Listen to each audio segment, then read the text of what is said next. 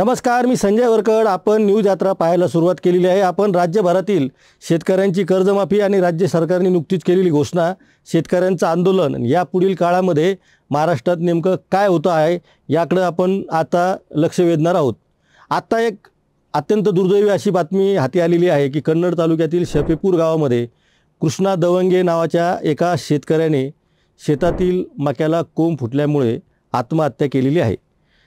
लक्षात घ्या की राज्य सरकारने कर्जमाफीची घोषणा केल्यानंतर मराठवाड्यातून आलेली ही आत्महत्याची बातमी आहे शेतकऱ्याची.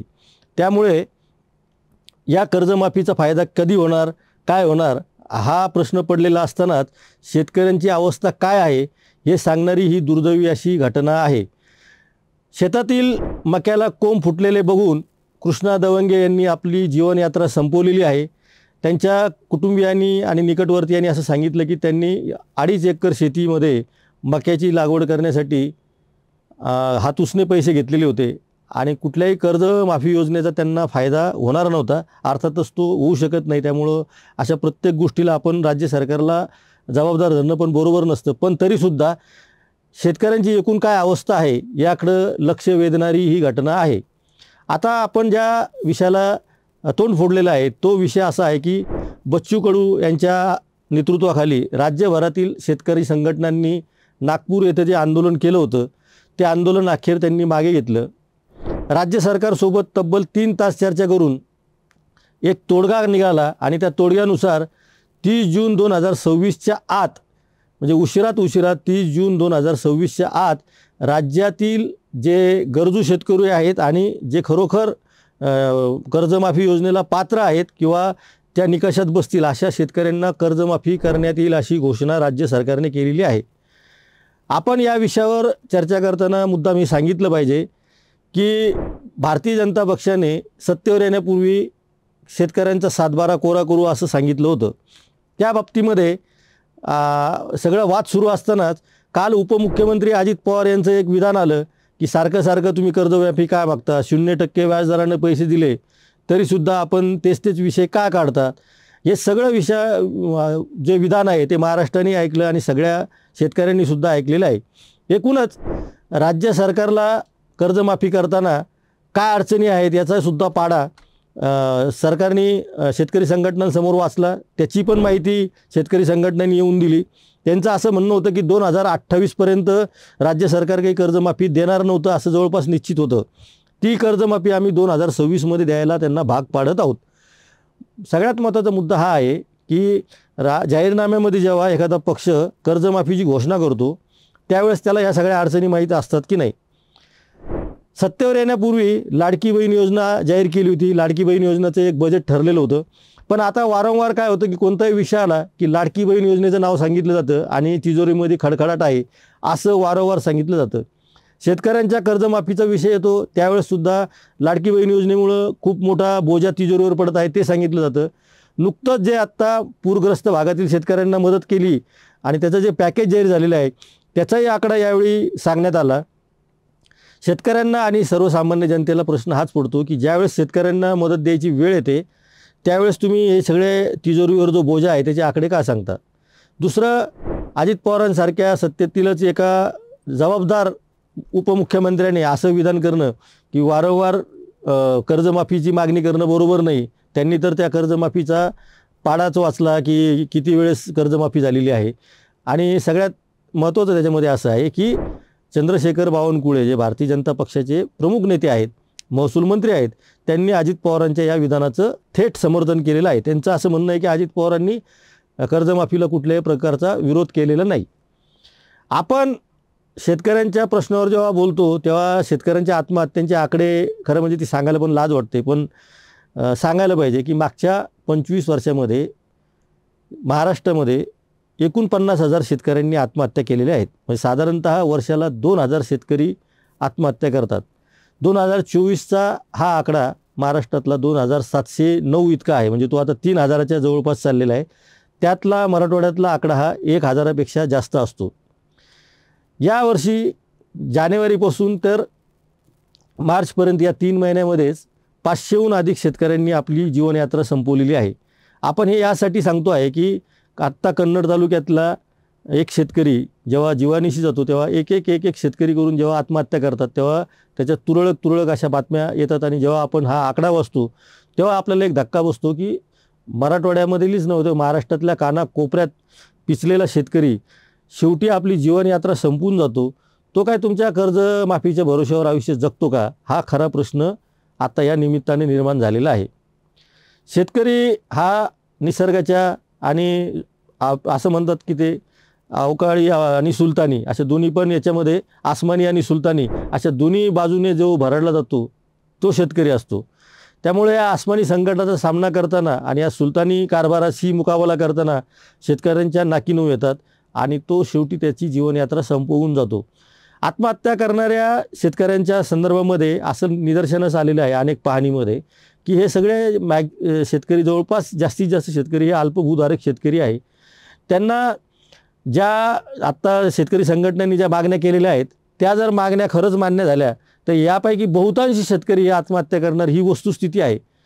आता आत्महत्येचा आकडा इतक्या मोठ्या प्रमाणात वाढत चाललेला आहे की दुर्दैवाने काही दिवसानंतर मराठवाड्यामध्ये नाही तर महाराष्ट्रामध्ये अनेक ठिकाणी ग्रामीण भागामध्ये अनेक कुटुंबाचे खूप नवे प्रश्न या निमित्ताने निर्माण होणार आहेत. याकडे सरकार गांभीर्याने कसं बघतं आहे हे सुद्धा बघावं लागणार आहे.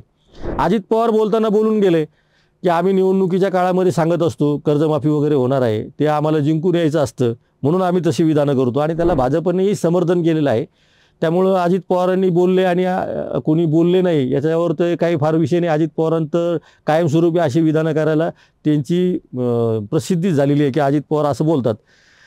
मुख्य मुद्दा असा आहे की जखमीवर मीठ सोडण्याचा प्रकार सरकार कधी थांबवणार आहे. आणि दुसरं असं आहे की आता ही सगळी कर्जमाफी जी करतो आहे त्यालासुद्धा 2-2, 3-3 कारणं आता सांगितले जात आहेत की आर्थिक कारणं तर आपण समजून घेतलेलं आहे, परंतु बच्चू कडू हे आता सध्या टीकेच्या केंद्रस्थानी याच्यामुळे आलेले आहे की देशभरातील शेतकरी दिल्लीला एकवटणार आहेत. बच्चू कडू हे प्रामुख्याने शेतकरी नेते आहेत. ते शेतकऱ्यांच्या प्रश्नासाठी झगडतात, लढतात, शेतकऱ्यांना न्याय देण्यासाठी ते राजकारण करतात अशी त्यांची ओळख आहे.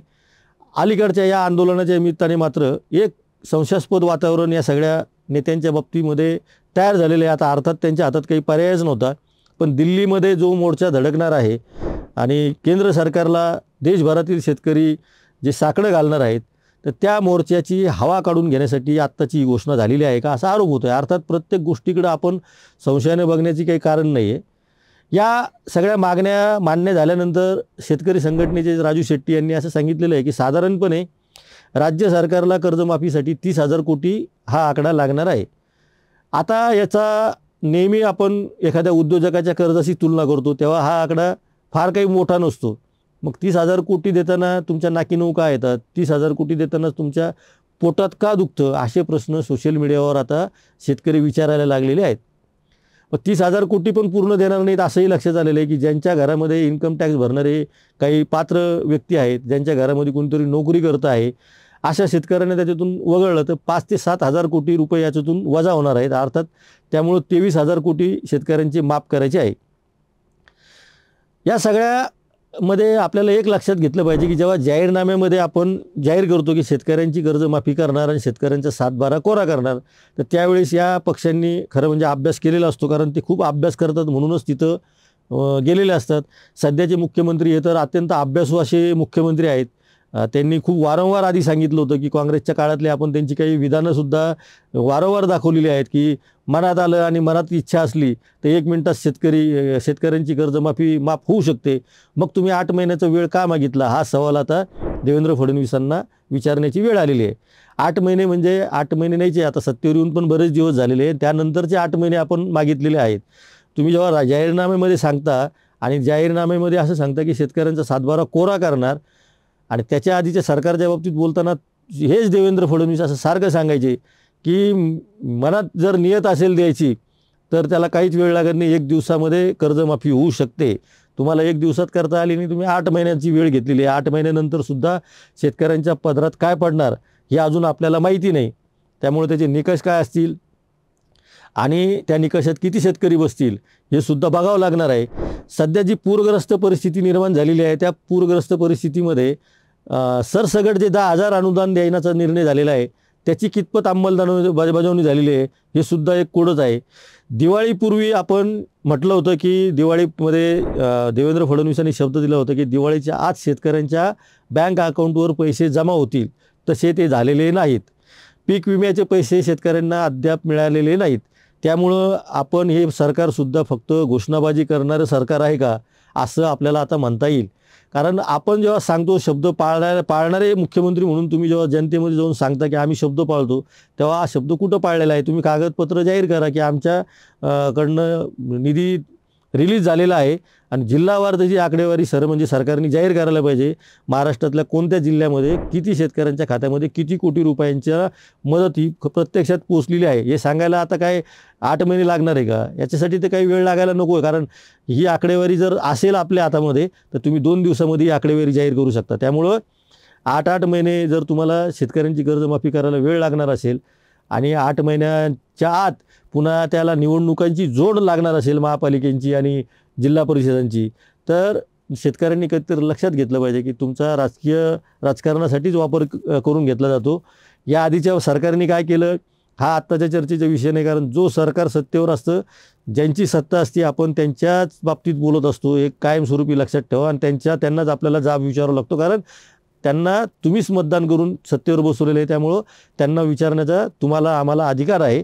त्यामुळं परत त्याच काय म्हणतात त्याला बाळबोधपणे तेच प्रश्न त्याच कॉमेंट की तुम्ही काँग्रेसच्या काळात असं का बोलले नाही, आधीच्या सरकारला तुम्ही असं का विचारलं नाही. आधीच्या सरकारला विचारलं नाही म्हणून तुम्हाला बसवलेलं आहे असं पण समजा, पण आता तुम्हालाच प्रश्न विचारले जातील. देवेंद्र फडणवीस तुम्हालाच उत्तर द्यावं लागणार आहे की पूरग्रस्त भागातला निधी किती शेतकऱ्यांना मिळाला, किती कोटीचं वाटप झालं, त्याची जिल्हावार आकडेवारी एकही विरोधी पक्षाचा नेता आज का मागत नाही. विरोधी पक्षाला सुद्धा तुम्ही निवडणूक आयोगासाठी बोगस मतदानासाठी जेव्हा मोर्चे काढतात तेव्हा तुम्हीसुद्धा आत्मपरीक्षण करून हा प्रश्न लावून का धरत नाही आहे. पूरग्रस्त शेतकऱ्यांच्या बाबतीमध्ये विरोधी पक्ष का गाफील आहे, त्यांनी हा विषय चव्हाट्यावर का आणत नाही आहेत. यांच्या शेतकऱ्यांसाठी जसा बोगस मतदानासाठी मोर्चा काढत आहे तसा एकत्रित मोर्चा शेतकऱ्यांसाठी विरोधी पक्ष का काढत नाही, हा आमच्या न्यूज यात्राचा सवाल आहे. त्यामुळे कोण सत्तेत बसलेले आणि कोण विरोधी पक्षात बसलेले याच्याशी काही देणं घेणं नाही. कन्नड तालुक्यातील एका शेतकऱ्याची आत्महत्या ही खरं म्हणजे जर संवेदना असेल तर त्या आत्महत्येच्या बाबतीमध्ये गांभीर्याने विचार करायला पाहिजे की कर्जमाफीची घोषणा झाल्यानंतर पण शेतकरी आत्महत्या करत आहेत. विरोधी पक्षांनी आणि सत्ताधारी पक्षांनी झोपेत असले तर जागे व्हावं आणि शेतकऱ्यांच्या आत्महत्या रोखण्यासाठी, त्यांना कर्जमाफीचा दिलासा देण्यासाठी शेतकरी संघटनेच्या नेत्यांना परत एकदा विश्वासात घेऊन राज्यामध्ये कोणताही शेतकरी पुन्हा आत्महत्या करणार नाही यासाठी आपण या शेतकऱ्यांच्या मागे फक्त त्यांना शब्द द्या की आम्ही तुमच्या सोबत आहोत, तुम्ही फक्त लढत राहा, आत्महत्या करू नका, आपला जीव गमावू नका. आयुष्य एकदाच मिळतं आणि शेतकऱ्यांचं आयुष्य हे इतरांच्या आयुष्याला, आमच्या आयुष्याला उभारी देणारं आयुष्य असतं. त्यामुळे अशा लाखाच्या पोशिंद्याला जगवण्यासाठी आणि त्याला हिंमत देण्यासाठी विरोधी पक्षांनी आणि सत्ताधारी पक्षांनी सगळं राजकारण बाजूला ठेवून हे मोर्चे आणि हे सगळे आंदोलनं आणि पंचायत समित्या, जिल्हा परिषदा, महापालिका कोण जिंकतील हे बाजूला ठेवून आज घडीला जो शेतकरी मरणाच्या दारात उभा आहे त्याला धीर देण्यासाठी आपण काय करणार आहोत हे एकदा सांगावं. मी जसं आधी पण उल्लेख केला की पूरग्रस्त शेतकऱ्यांची जिल्हावार आकडेवारी, कोट्यवधीच्या जे आकडेवारी जाहीर केलेले आहेत ते प्रत्यक्षात कसे वाटप झालं याचा आकडा सगळ्यात आधी जाहीर करा आणि सांगा की आम्ही तुमच्यासोबत आहोत. या सगळ्या विषयाला आपण अशीच वाचा फोडत राहणार आहोत. त्यामुळं आपण पाहत राहा न्यूज यात्रा, कारण हे आहे आपलं चॅनल.